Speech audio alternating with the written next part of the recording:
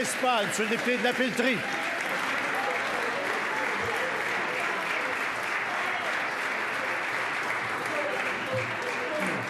S'il vous plaît. Merci, Monsieur le Président. Le 12 février dernier, la RAMQ ouvrait un appel d'offres pour l'acquisition de commutateurs pour son système de téléphonie IP qui opère à 100 % avec des produits Cisco.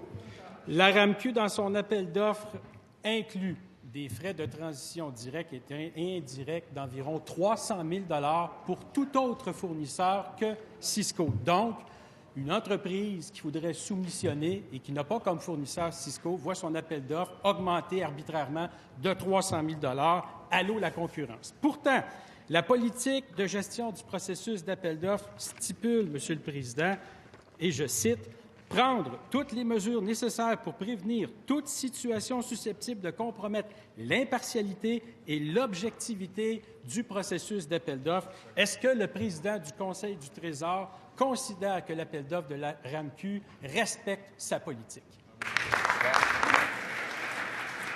Monsieur le président du Conseil du Trésor.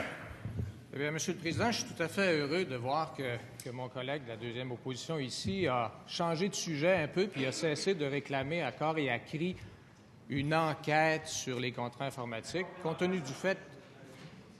S'il vous plaît. Hein? Alors, je suis tout à fait heureux qu'il pose cette question. Alors, Monsieur le Président, je suis très heureux de le répéter, parce que je l'ai déjà dit, mais je vais le redire à nouveau. Le coup de barre qu'on doit donner en informatique au gouvernement du Québec, ce coup de barre, il est déjà commencé. On est à revoir nos pratiques contractuelles. On prépare un nouveau règlement TI.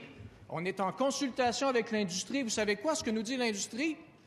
Les petites et moyennes entreprises, en particulier, qu'on souhaite voir davantage faire affaire avec le gouvernement, elles nous disent, ces petites entreprises, de continuer dans la voie qu'on est en train d'accomplir parce que c'est comme ça qu'on va progresser ensemble, c'est comme ça qu'on va faire le ménage dans les contrats informatiques au gouvernement et c'est comme ça qu'on va développer ce secteur important aussi au Québec. Première complémentaire, Monsieur le député de la Pelletrie.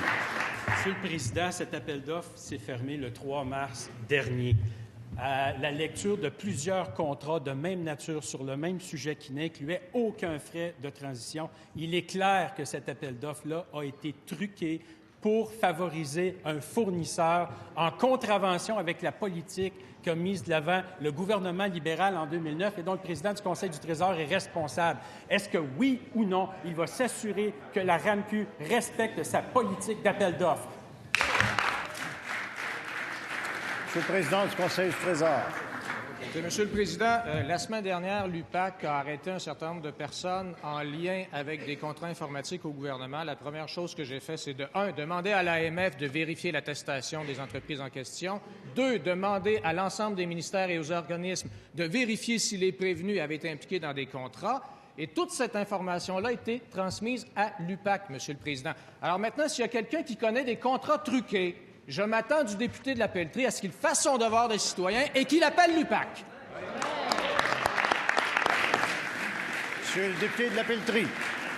Monsieur le Président, 2 contrats du CSPQ de même nature n'incluaient aucun frais de transition. Un contrat du ministère de l'Environnement de même nature, aucun frais de transition. La RAMQ est la seule organisation qui inclut 300 000 de frais de transition dans son appel d'offres pour s'assurer de favoriser clairement un fournisseur. Ma question est simple, puis est au président du Conseil du Trésor. Est-ce qu'il juge que ça respecte sa politique en matière de gestion des appels d'offres?